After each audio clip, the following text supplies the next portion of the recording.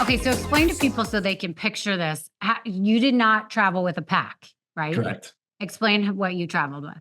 I traveled with a very fancy, New York mom baby stroller, jogging stroller, basically a Thule. And so it had three wheels. And I had seen these photos of the other people who had world walked, and I think only one of them did it with a backpack. Everyone else did it with a cart. And it's just really like if you're going to do it for 7 years or 5 years is what I thought the walk was going to be. You like having a backpack on your back for 5 years, it would destroy you. Your back would Yeah. be wrecked, and you just can't carry enough either with a backpack when you're, in Wyoming or in, the deserts of South America.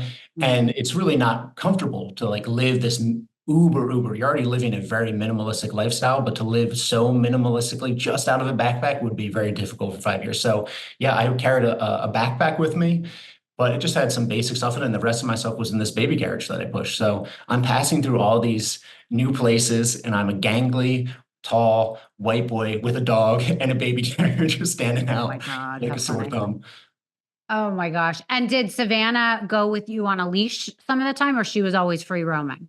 In the beginning, I mean, for years, it was always on leash. I think, especially in Central and South America, where, especially in Central America, it was just more densely populated and the cities are busier in kind of a way that I didn't really understand. And, Mhm. I was still training her. And so for a long time, she was on the leash. But by the end, I mean, like when we walked across America in the end, I almost never had her on the leash. We could walk 8 hours a day and she would just have her ear brushing my calf all day. She was when we were working, she was working. She knew exactly what to do. And we were so synced up. We spent so much time together that she knew when it was a road that, she needed to be right with me, like right beside me. And then I would just give her a nod or I'd say, go ahead. And she knew, okay, now I can bounce around and go scent to scent kind of thing. So we Right. were just incredibly synced up.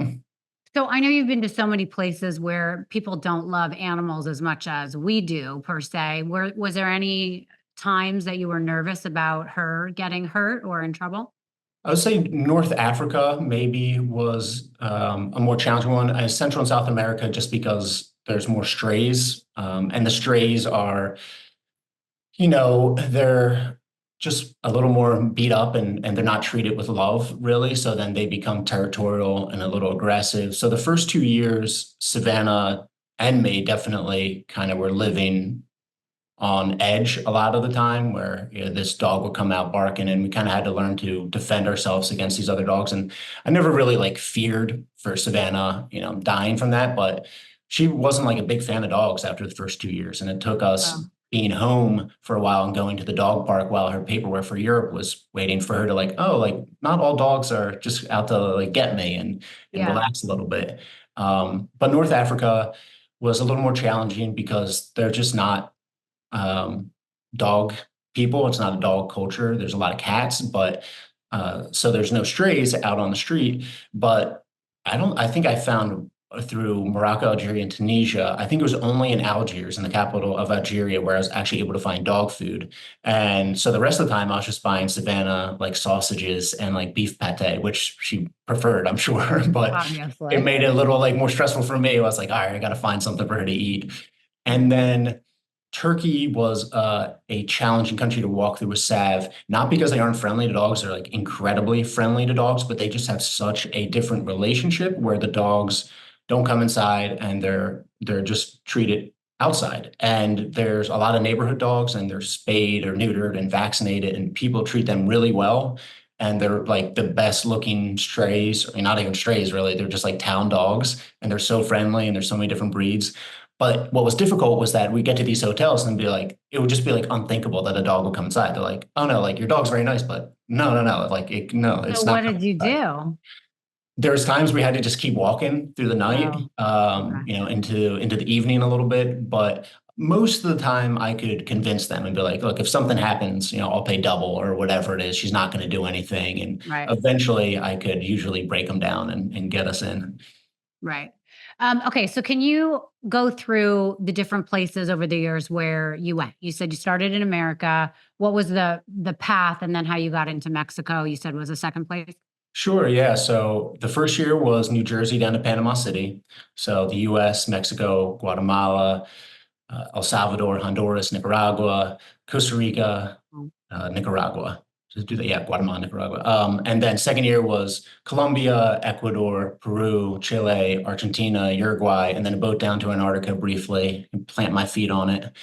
And then it was back to the US to get Savannah's paperwork. While that was being processed, I walked a good amount of Iceland and then got Savannah. And then we did Ireland, Scotland. I fell very sick from a bacteria infection from South America. It was kind of the slow going thing. So I was actually forced to stop for some months there, lost 45 pounds, oh my God. very dire, but ended up, figuring it out and getting Where better. did you stay while you were sick?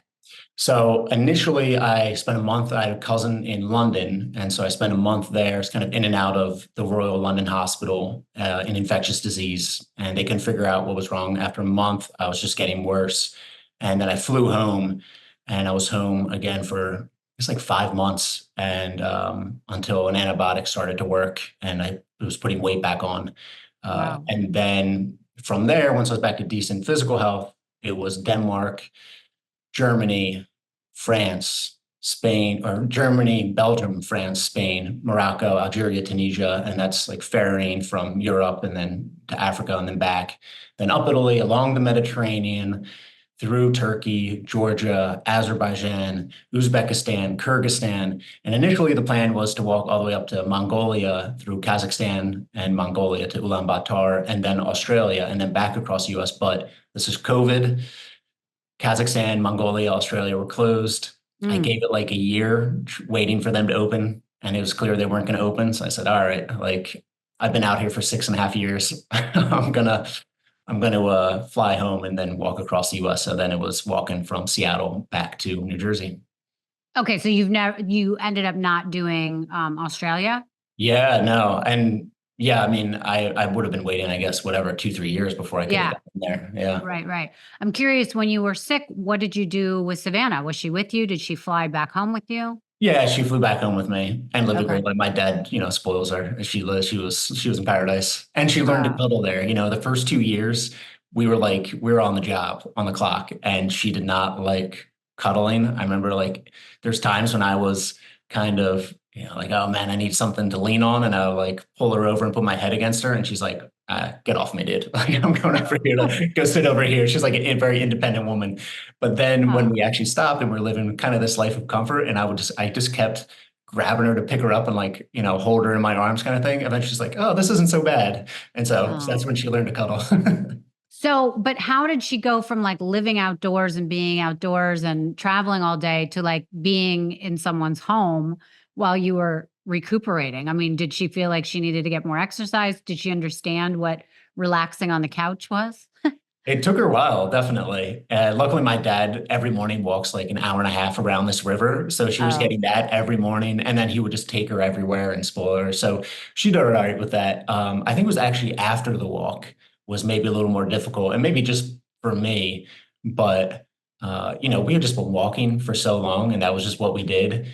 And for a while, she would just sit by the door and be like, when are you going out? yeah. And it took Oh, it took some months. It took probably 6 months where she's like, okay, I'll just like hang out on the sofa. And then if we're outside, it's too hot. She's like, let's go back in the AC. yeah. Yeah. I'm curious about if you ever got lonely.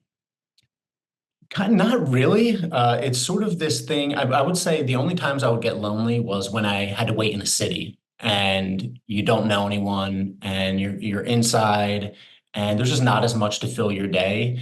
But when I was out walking, I would never get lonely because Right. your days are just so packed with newness and experiences. It was only really when I would stop somewhere and then it felt like the days really sort of expanded in this empty sort of way. And I would wish, man, it'd be, nice and like go get a drink with someone or nice to just like meet someone at a coffee shop and talk a little bit. That's when it was more difficult.